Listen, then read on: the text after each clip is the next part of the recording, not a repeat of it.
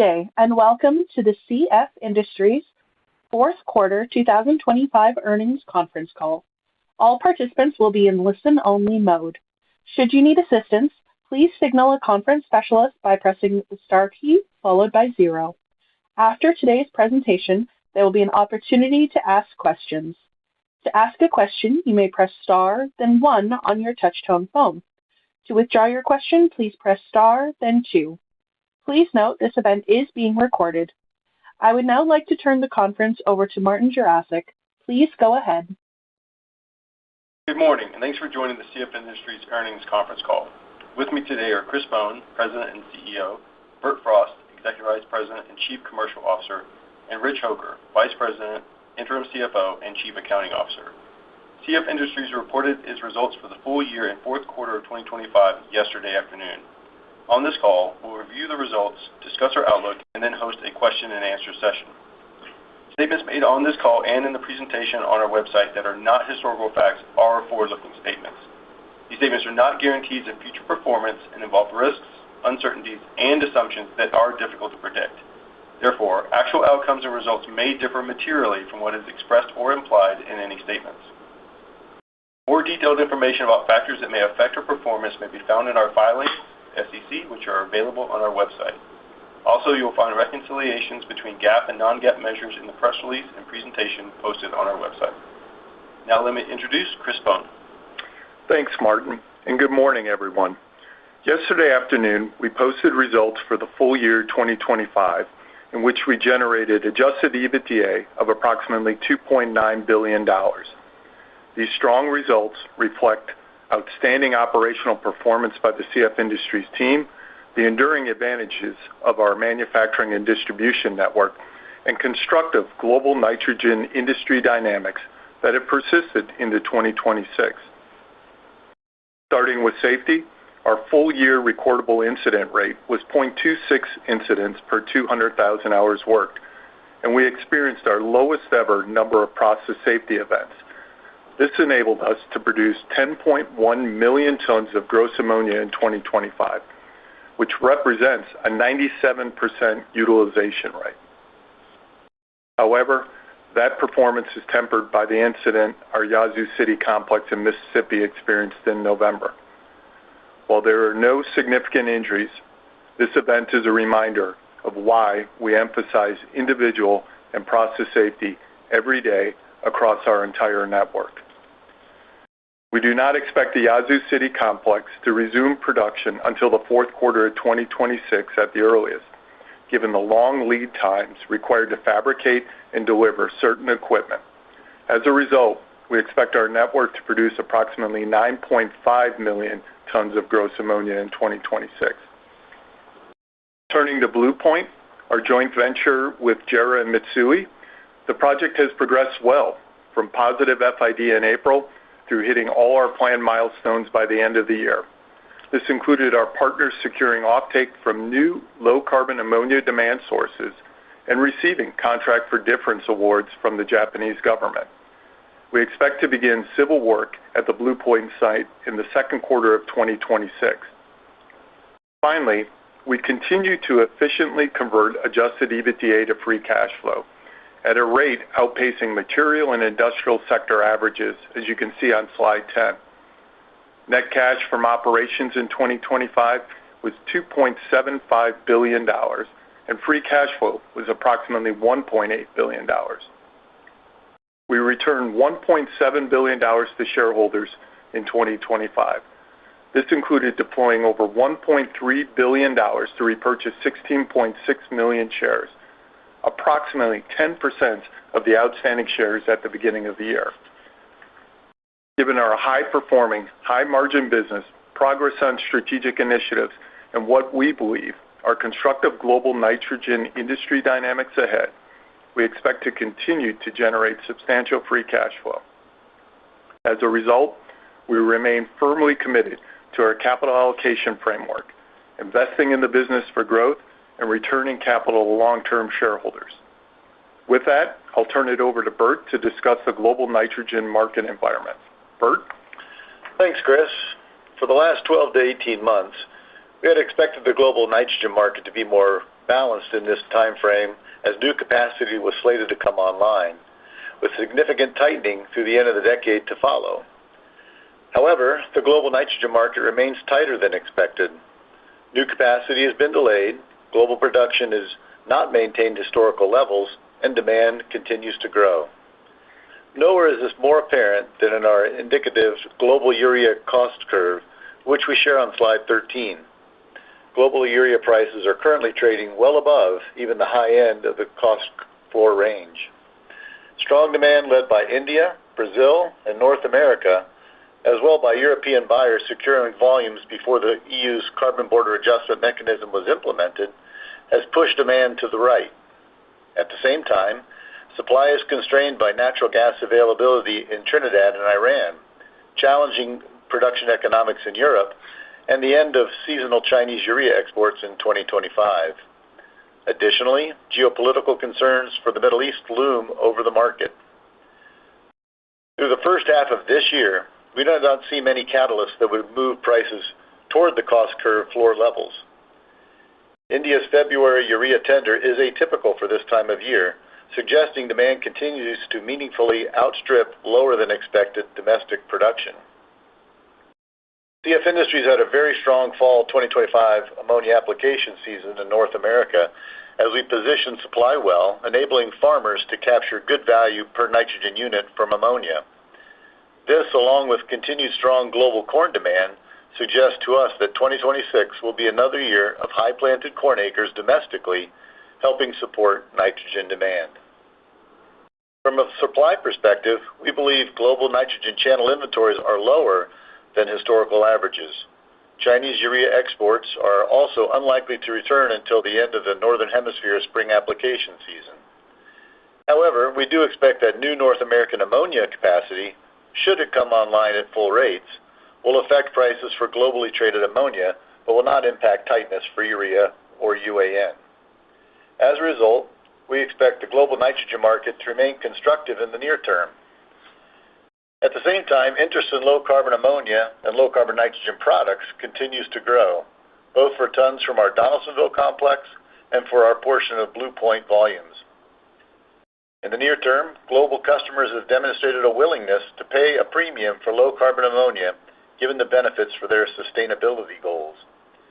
We also expect demand to continue to grow from customers in Europe and Africa seeking to reduce additional costs from EU regulations on carbon. We're also excited about the progress we're making domestically as we work with domestic retailers and end users of ag and industrial products to lower the carbon footprint of their value chain. Most significantly, we have advanced our pilot project with POET, the world's largest producer of biofuels, and with retailers in the U.S. to enable the production of low-carbon ethanol.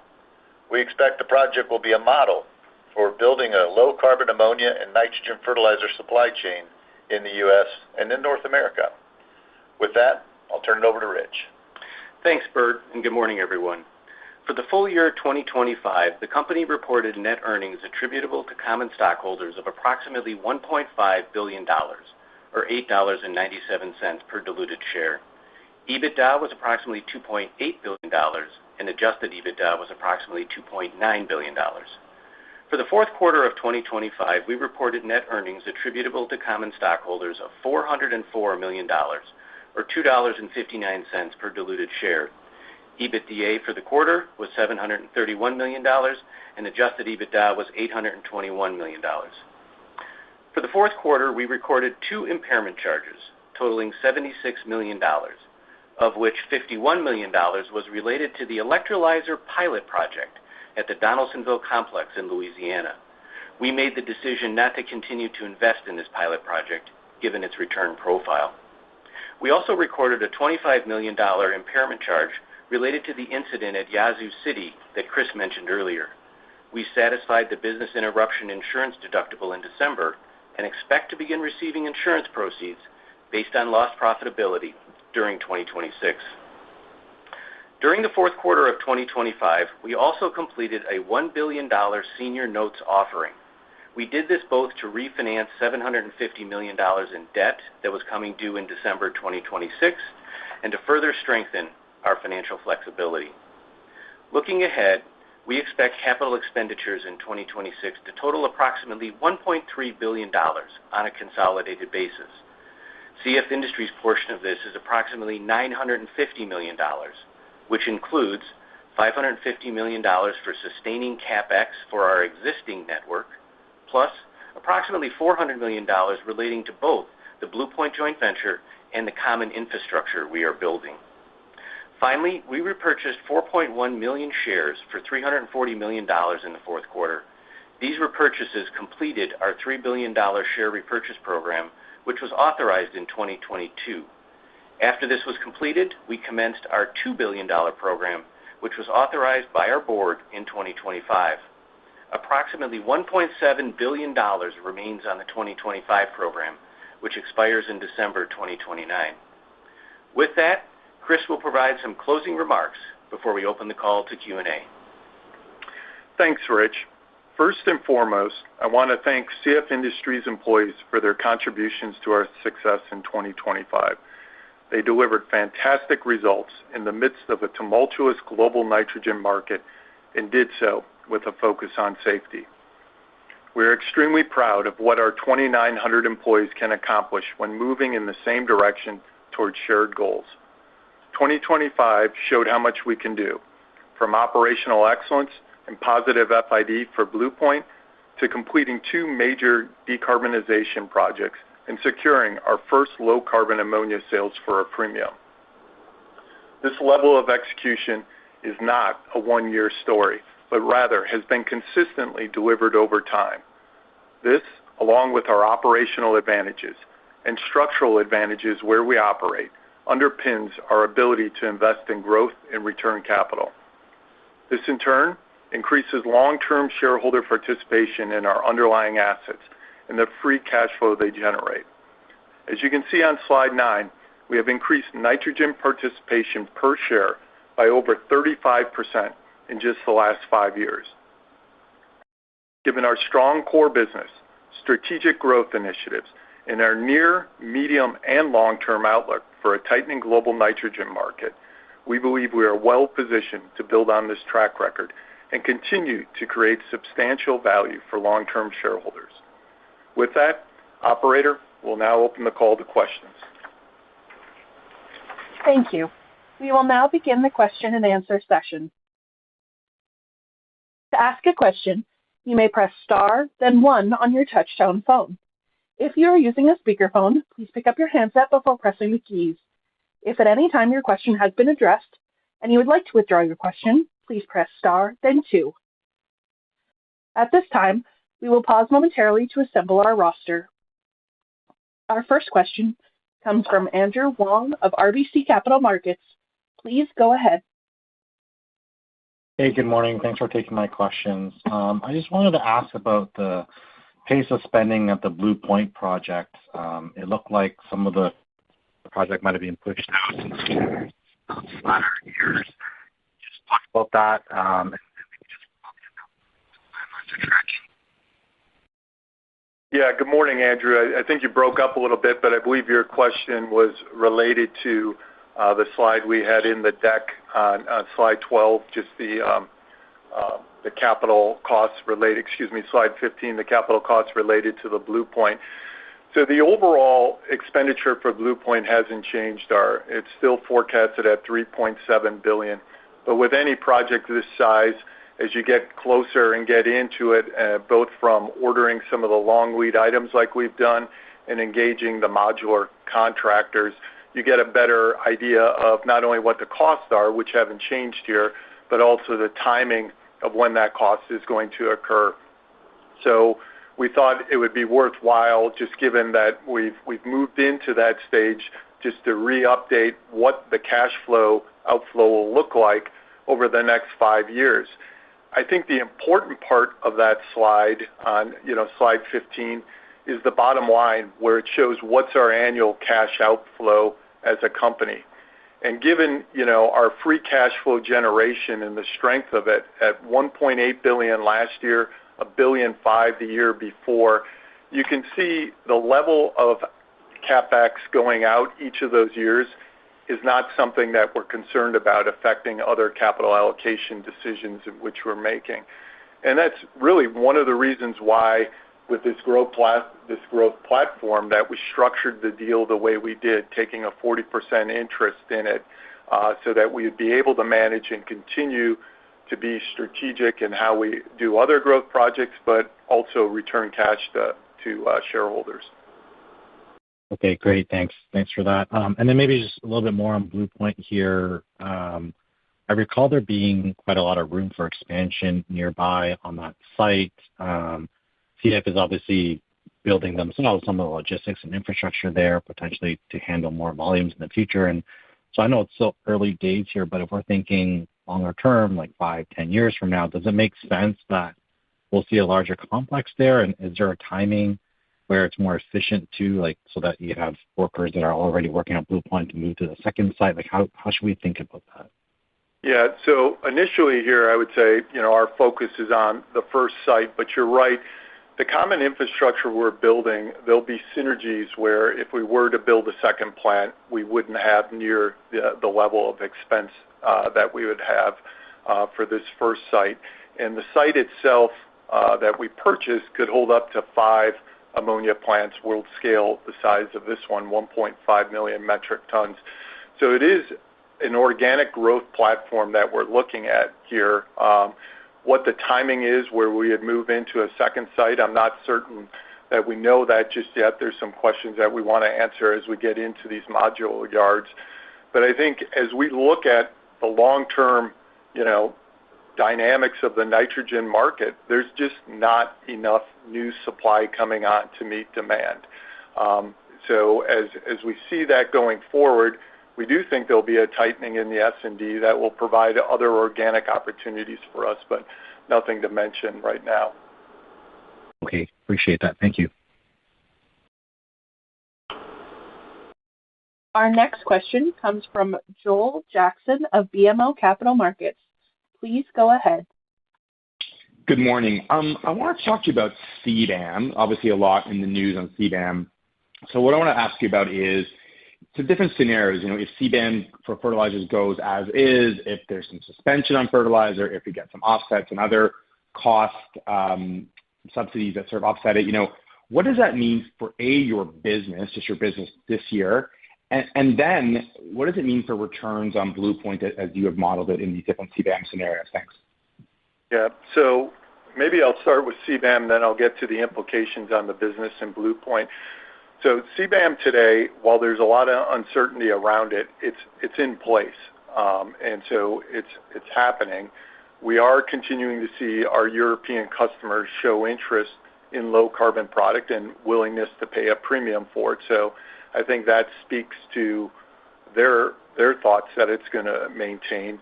I think whether CBAM stays or goes is probably more of an issue for European producers than it is for our North American-centric production base. We view CBAM as one of several opportunities. Bert and his team and the clean energy team have been working on many different sales that go outside of Europe that we're receiving premiums on, some here building in the U.S., others in Asia and Africa, that we don't necessarily have everything tagged where it has to be from a CBAM standpoint. Now, what I'll say is if CBAM's altered or goes away, at some point there's going to be some type of carbon program in Europe. And us having low carbon product, these benefits should accrue to us in that.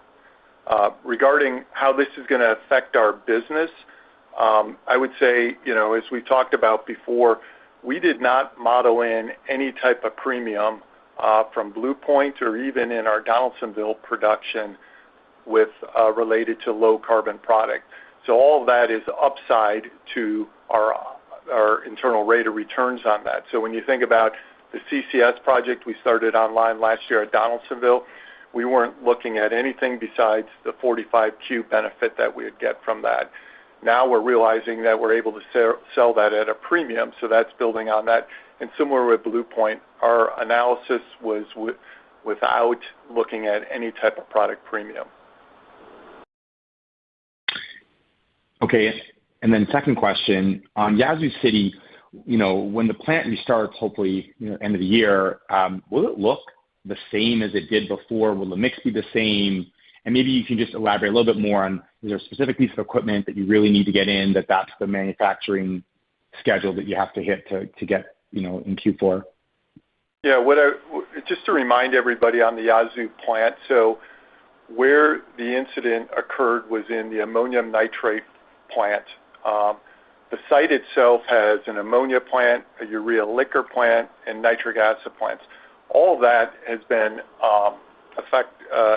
unaffected. However, given the site's not logistically equipped to move that much net ammonia, if the upgrades are not operating, that's why the entire plant is down right now. So the only plant that we're looking to rebuild here is the ammonium nitrate plant. And I would say it's too early to judge on a lot of different aspects of that, but our intent is to get the plant up as soon as possible. The time frame that we've given with late Q4 here in 2026 is just as we've gone out to get switchgear and some of the electrical stuff, which is longer lead time items. We've been given those dates as delivery. If it comes in sooner, that would be excellent, but we're right now just basing it on that. Maybe just on this particular point with Yazoo City, I'll have Rich talk through some of the economics for 2026. Yeah, thanks, Chris. Joel, in terms of the economics, the full year EBITDA impact of not running the Yazoo City complex is going to be in the $200 million range. And again, that's an EBITDA number. But I also want to highlight, we mentioned in our prepared remarks that we have business interruption insurance for this site. And so we are working with our insurance carriers. We're pulling together all those claims, and we would expect to be receiving those business interruption proceeds during 2026. Our goal is to see if we can offset most or all of that kind of loss with the insurance proceeds, because that's the program that we have. I'll also mention that the timing of those insurance proceeds are going to be a little bumpy because we will record those as they come in to the company. But that's the impact.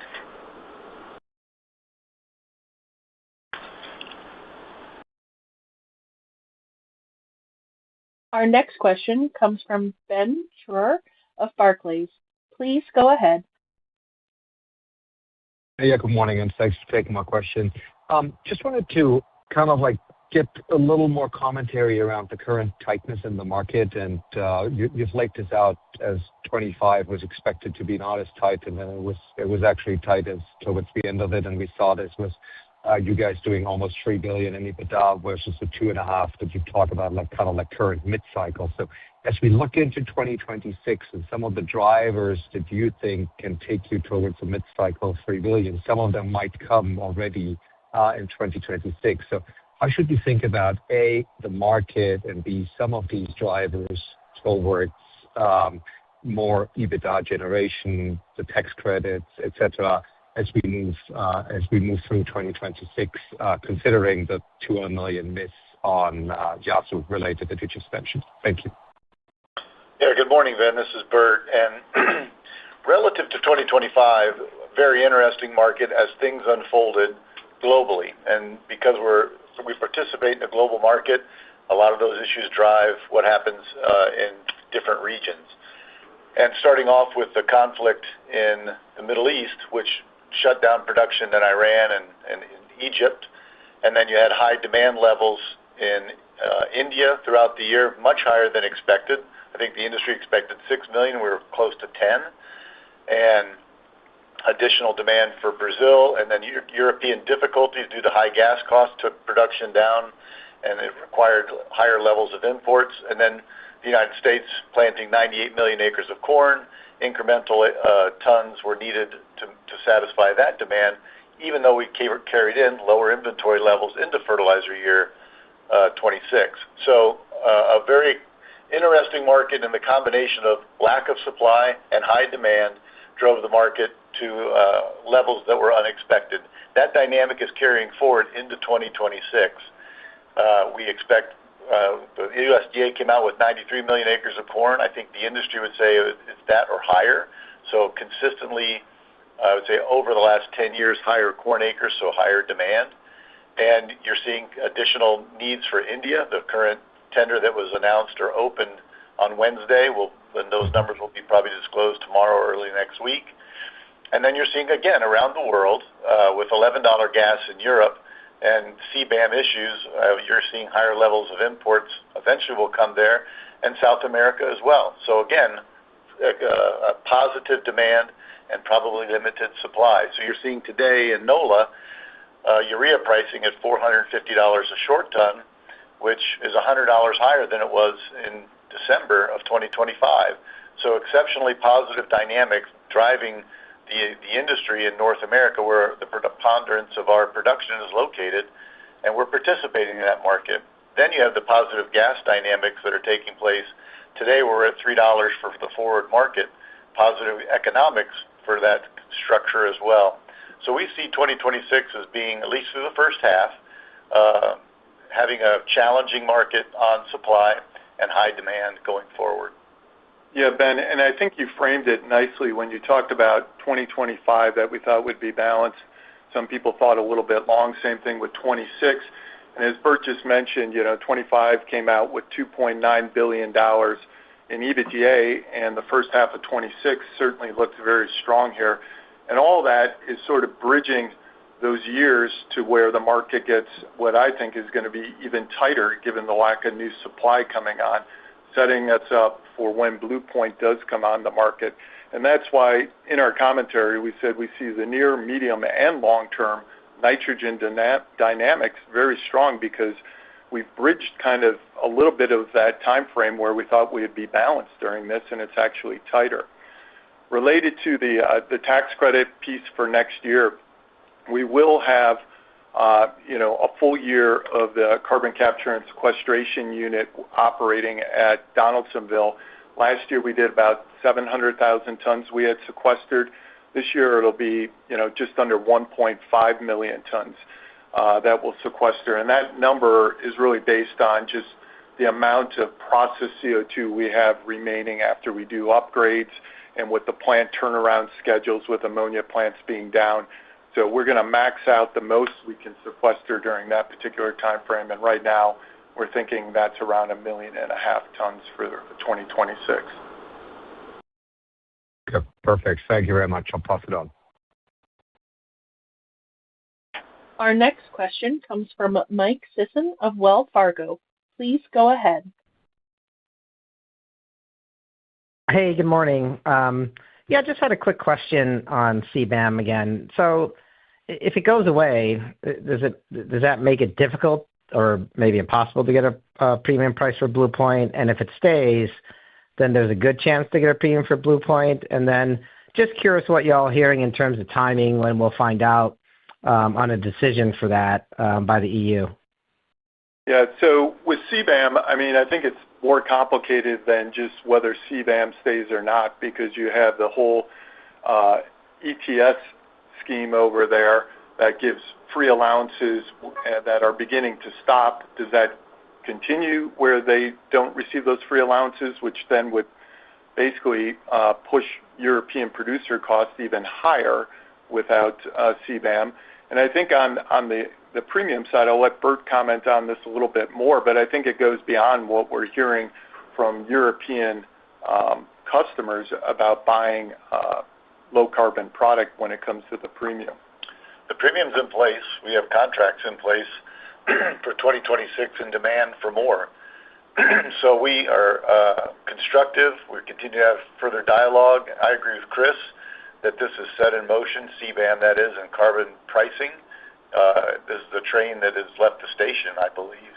And so how that transpires to CBAM and our premiums, we're constructive. And we're even seeing that now across the globe with industrial customers and agricultural customers desiring low-carbon products. So I don't see that decreasing at all. Got it. And then just one quick follow-up, given the dynamics you shared for nitrogen this year, is your bias that pricing kind of stays at this level and maybe the bias is maybe potentially to go up from here? Or, how do you sort of see the kind of the scenarios for potential pricing there? Yeah, I'm never biased. I'm just correct. No, I'm just kidding. I think that because this is a global market and you have so many different dynamics driving the world price structure with different producers and different localities producing this product that don't consume it, and you have some very gigantic producing places like China that are sometimes in and sometimes out of the market, and then you couple that with 3 to 4 months of demand in North America of actually using this product and 6 to 7 months of inventory build. And so you have to be a student of the market and follow these things. And we had an opinion coming out of Q4 or in Q4 that because of the supply and demand dynamics that I had explained earlier, we were on an uptick of pricing, a positive uptick in pricing, and that has transpired. How much further it goes, there's all kinds of expectations in the market today. I think there is still room to go, especially in North America. But I do think there'll be a correction in the back half of the year, like there always is, as we move from the northern hemisphere to the southern hemisphere of planting. Thank you. Our next question comes from Kristen Owen of Oppenheimer. Please go ahead.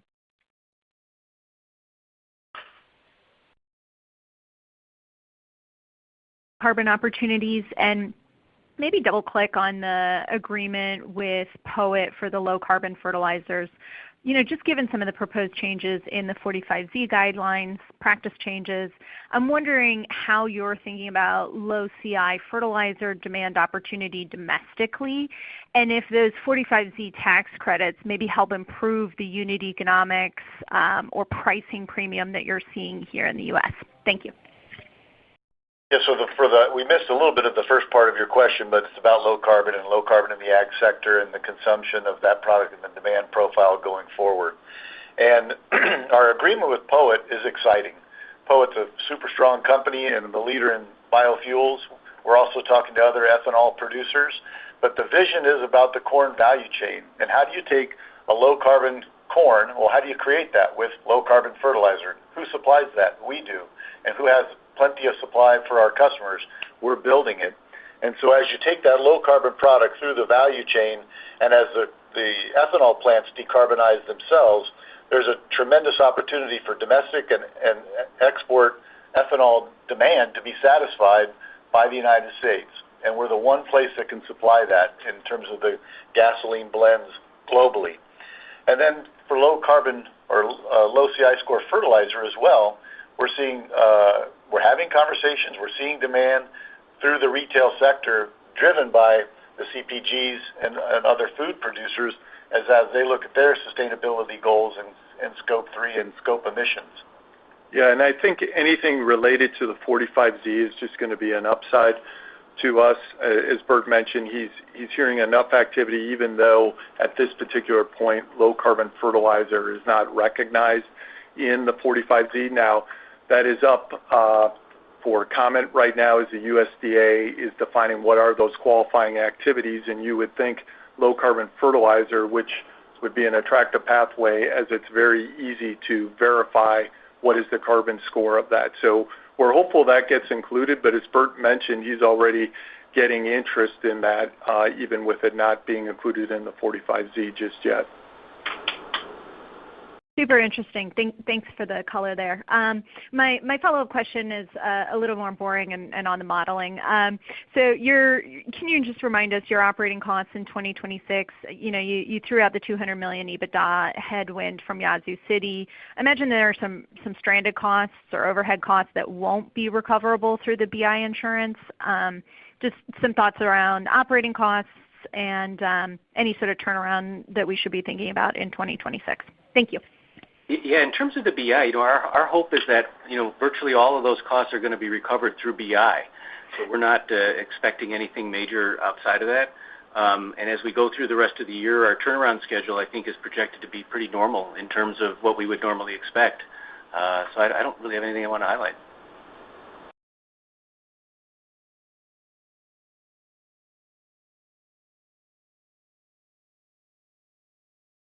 Our next question comes from Christopher Parkinson of Wolfe Research. Please go ahead. Great. Thank you. Just a short-term question and long-term questions for me. The short term, just Bert, going back to some of the things you were discussing before, how are you thinking about order book flexibility into this year? I mean, farmers are just now getting some, deferred direct payments.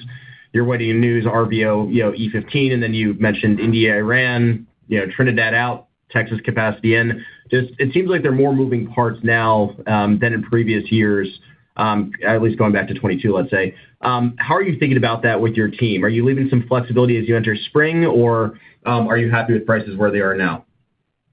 Yeah, in general, we're pleased with our order book. And as I highlighted earlier, coming out of 2025 into 2026, we carried some inventory in to 2026 on purpose because of these dynamics that we're laying out. And this has been the discussion. We just finished the TFI, the Fertilizer Institute meetings in Orlando this week with all of our major customers.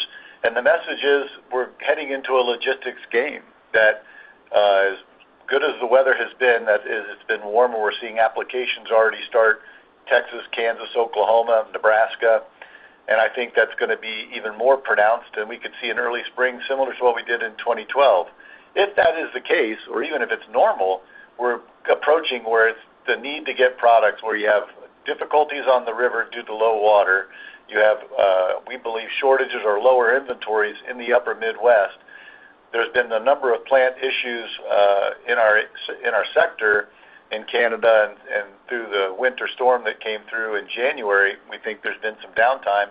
All that equates to lower levels of available product, and we're having 93, 94, 95 million acres of corn. So in terms of the flexibility, we're all about execution right now, identifying where the product needs to be, where are the orders placed against our terminals and plants, and communicating with our customers where they believe they're going to be requiring tons, and then communicating about those, getting those orders placed, and in the process and working with our freight providers, the railroads, the barge companies, to move it. So this is all about execution from now forward. And perhaps a slightly longer-term question. There's obviously been a few, questions here already on CBAM, but switching over to the other side of, the blue ammonia equation and, heading to the east, Japan has actually been moving, as far as I can tell, further forward. You've seen, as of December, METI certifications, further go forward on a, $20 billion hydrogen hub. A lot of those consumers and potential, have lost supply agreements with others based on 3 project cancellations, 1 long-term deferral, and 1 final blue ammonia facility that's, let's say, currently in flux for the next 6 months. As much as everybody's focusing on Europe, do you think the buy side and the street is missing something more pronounced in Japan that's still ongoing? Yeah, I think it's an excellent point, Chris. I mean, as we mentioned, everyone years ago thought that there was just going to be this big wave of low carbon supply coming online. And we had said it's easy to announce a project, it's difficult to execute on it. And so as you mentioned, a lot of those projects have fallen off. Now, what we're continuing to see a lot of interest in, and it goes beyond Japan and Asia, but is in low carbon. And I think, the JERA and the Mitsuis and others over there are the leaders in this. I think more importantly, it's not only the low carbon aspect of it, it's for a new demand source. And that's something that, when you look at the METI agreement and what they were able to do with the contract for difference, their 60% of this new plant is going to a new demand source that didn't exist a year ago. And so we're optimistic that we continue to build out on that, along with continuing, to see additional demand growth in the legacy agricultural business of sort of that 1% to 2% a year. And all those factors are why, we are suggesting that longer term, not enough supply coming on, new demand centers coming on, and then just the regular legacy growth, that we're going to have a very tight market when Blue Point does come up. Thank you. Our next question comes from Lucas Beaumont of UBS. Please go ahead. Thanks. Good morning. Yeah, I just wanted to go back to the sort of difference between the pricing outlook and the cost curve So, I mean, we've had, like, strong pricing to start the year. Cost curve's moved up a bit, but not as much. And I mean, the sort of premium there has kind of widened. And as we look further out, you know, the energy futures curve continues to shift lower, kind of now into, like, the $7 to $8.50 range, kind of later in the decade. So I just wanted to sort of get your view on how does that sort of resolve with your view of sustained market shortages on the supply side? Does this kind of need to correct in some way, or do you expect it to persist, I guess, through this year and then into the medium term? Thanks. Yeah, maybe I'll start. So on that, from a longer-term standpoint, you know, there is the gas differential that you're talking about, and today that sits at, you know, around $7 to $8 per MMBtu delta. We do expect that will converge a little bit with Henry Hub. By no means do we think that goes away or flattens to a level that doesn't keep us economically competitive. But I think there's another side of that we've just been talking about on many of these questions through here, which is the S&D side. So yes, you have the COG side of what it would cost, but you have to bring on new capital in order to meet that demand growth. You know, without even clean energy growth coming into this, just the incremental growth of demand is going to push the cost curve demand side farther to the right, having to pull in either higher cost production than we have today, or require new plants to be built. And like I said, our plant alone at $3.7 billion, capital costs are only going up. And with that, people are going to expect returns. So I think as we expect the natural gas differential to continue, but we also expect that we're going to see demand move to the right on the cost curve, and also the cost curve to be supported by new plants that are going to be needed and required, or high-cost production to remain in. And that also doesn't consider just what's going on dynamically around the world with energy and shortages of energy in certain locales like Trinidad, or high-cost energy in Europe and suboptimally operating at 80% or less, as well as other specific locations of limited production. Brazil's going to be bringing back supposedly their plants that have not been operating over the last several years. And so supply is limited that we see in the forward. Demand continues to grow, but also supply continues to be cut in other locations, making for a very solid structural market, as Chris explained. All right, thanks. And then I guess just maybe a bit of a short-term question on the Middle East tensions with Iran. So, I mean, they're about 10% of the global urea export market. I guess, how would you see the market dealing with any disruption to production there and the impact on pricing? And I guess, how would that sort of need to flow through from a timing perspective in terms of, I guess, disruption to the shipments before it's really starting to have an impact, and how long it would be down? Thanks. Yeah, if you look at the Middle East and the suppliers that are located there, the producers, Bahrain, Iran, Oman, Qatar, Saudi Arabia, and UAE, for urea, that's about 20 million tons. So in a globally traded ocean-going traded ton, that's about 35% of the world supply that goes through the Strait of Hormuz or close to it. However, you also have to look at ammonia, where those same countries referenced are about 5 million tons, or also 30% of the globally traded ammonia ton. And so if something were to happen, the constraining factor to supply would be pronounced, as well as LNG. About 25% of the world's LNG also transfers through the straits. So if a conflict were to occur, it would be, I would think, even more difficult or more challenging than the current situation in Russia and Ukraine and moving out of the Black Sea. Great, thank you. Our next question comes from Vincent Andrews of Morgan Stanley. Please go ahead. Morning, this is Justin Pellegrino on for Vincent. Thank you for all the commentary on where prices and market commentary are headed over the last few weeks. But I kind of wanted to step back and go back to Blue Point for a second. You mentioned earlier in the call that as you've kind of started going through the process, permitting or whatever, that the timeline may have shifted around a little bit. And I was just curious, where have the pressure points been as you started to go through the process, whether that be tariffs, labor, whatever it may be. And then can you kind of just flag anything that we should be watching as that project starts to progress through the stages, and anything else that's worth talking about there? Thanks for the help. Yeah, thanks, Justin. The timing really hasn't shifted at all. So our expectation is still in 2029 the plant will come on. By timing, I meant timing of payments, in which case, as you get closer into these larger projects and you're actually talking to whether it be the modular yards, the civil contractors you've engaged, different things like that, you have a better idea of when those payments would be going out. So nothing's changed from our timeline on the particular project.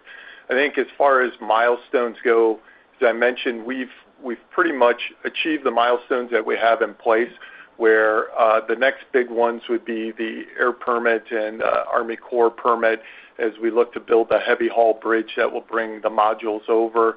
Additionally, as we start to do some of the civil work, which our expectation is here in the next couple months, we'll start moving ground, driving piles. We've already driven test piles. So I think right now there isn't much of these milestones other than the permitting process, which, like I said, our expectation is that we will have that going here in the next couple months. The other part that I should mention is, of our $3.7 billion in total capital spend, that we still have about $500 million of that is built in as contingency. So not knowing really where tariffs are going to fall out based on Supreme Court, and also that a lot of this longer lead time stuff doesn't come for 3 years, but we do have a sizable contingency built into this particular project. Great. Thanks for the help. Our next question comes from Edlain Rodriguez of Mizuho. Please go ahead. Good morning. Thanks, everyone. Chris and Bert, just one quick one for me. We've had some affordability issues with phosphate. Of course, you don't produce that, but you know what's going on there. And with urea prices moving higher, any concerns about affordability in nitrogen? Is it better to be as affordable as possible just to prevent a bunch of issues, or the market will just determine where nitrogen lands on the affordability spectrum, and we just have to deal with it? Yeah, Edlain, I think you raise an important issue because we're a part of a value chain that the farmer plays the most important role, because he or she is planting and harvesting and storing many times those crops, and then there's a payout. And so we do study that. We do study where that lays out for the major crops: corn, soybeans, wheat, cotton, sugar, at least for North America, and what those economics look like. We are in a global market, however, and product moves pretty freely around the world, from the Middle East to North America, from North America to Europe, from Russia to North America or to the United States, and same thing with corn and soybeans. And so I think we're aware of that. We're looking at what that means in terms of return on variable costs, return on full cost. And I think the Trump money that flowed down from Washington is helpful in terms of balance of payments. I do think there are some credit issues in certain parts of at least the United States I'm aware of that retailers are holding, and those are conversations with how they balance their year. And so, yes, we're aware, yes, we're following it, and yes, we want to be a part of the solution for the American and Canadian farmer. Okay, thanks. Our next question comes from Matthew Dale of Bank of America. Please go ahead. Morning. I don't know. You'd mentioned Brazil, and so I wanted to tap in a little bit on that and the plants that were being restarted. I know it's not your plants, and so companies don't often like to highlight or talk about that a little bit. But at least from a headline basis, there's 1 million tons of urea in that production, and effectively it was supposed to be started up or starting to start up by the back half of last year. Seems like you're calling for Brazilian urea to be flat on an import basis year-over-year. Is there some expectation that growth is in there, or are you treating those plants as a zero, or is it they'll take too long to ramp and demand will offset? I'm just kind of wondering your thoughts on that. And in general, I guess, like recommissioning in the commissioning cycle in plants and how that's creating or can create gaps in supply. Yeah, Brazil has been an amazing story over the last 25 years with their consumption of urea, and especially on imports, because they become one of the drivers of the globe of demand. But if you go back to those earlier years, it was about 2.5 million tons of imports to today, almost 8 million tons of imports. But parallel to that, ammonium sulfate coming in at also around 8 million tons. So on the end molecule or the end product, the nitrogen product coming into Brazil has grown substantially, ammonium nitrate being fairly consistent. And so what has happened, though, during that time period, these plants are old. You have the plant in Paraná, close to Paranaguá, and then Camaçari, and some of the plants in Sergipe that are up north. Those plants are not well placed, at least the northern plants, to where demand is, and they've struggled to operate over the years. One, that they're inefficient. Two, that they're high logistics costs to move the product to the high demand areas. Brazil continues to grow in acres and acres planted, and especially with the double cropping being economically viable. And so we do see these plants coming on, and they've also talked about reinitiating construction, the Plan de Mato Grosso do Sul, that was stopped about 10 or 15 years ago. And so Brazil has the capability. What they don't have is the gas where these plants are producing, or enough gas. That's been an issue as well. So I think that's an initiative of the Lula government and Petrobras to continue to invest and serve their domestic farmers as they can. But Brazil will still be a major importer and a major driver of urea demand or nitrogen demand worldwide. Yeah, and just from the urea supply side in Brazil, I'm probably a little more skeptical than others on this, just from my time in manufacturing and what the cost would be to bring plants that have been idled that likely were not, necessarily taken down just because of the number of years they've been down. I think the upfront capital costs to do that, and then the efficiency of those particular plants after they are up, would cause a lot of issues. So I'm still in a wait and see what happens with those particular facilities. Yeah, thanks. Not alone on that, Brett. I just wanted to know what your input, so thank you.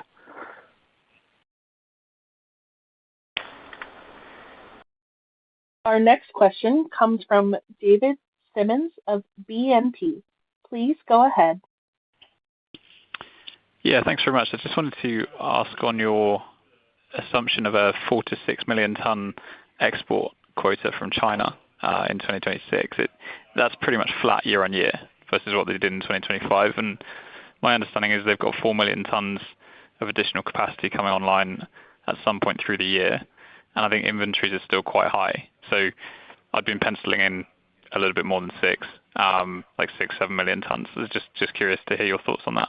Thanks. I think that's possible. I think we've seen a different China most years, from the heydays of their export activity in 2015, 16, 17, to really pulling that back and recognizing the economic and political benefit of exporting that urea is fairly de minimis.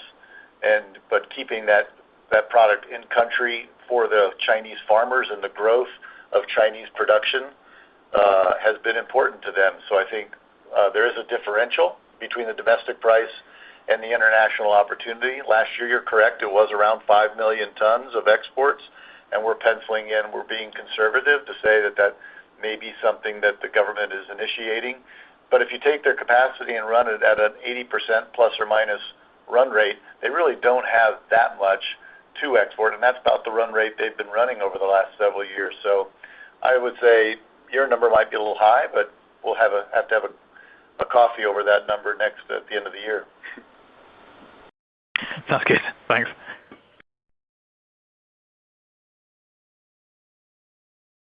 This concludes our question and answer session. I would like to turn the conference back over to Martin Jarosick for any closing remarks. Thanks, everyone, for joining us today, and we look forward to seeing you at upcoming conferences. This concludes today's conference call. You may disconnect your lines. Thank you for participating and have a pleasant day.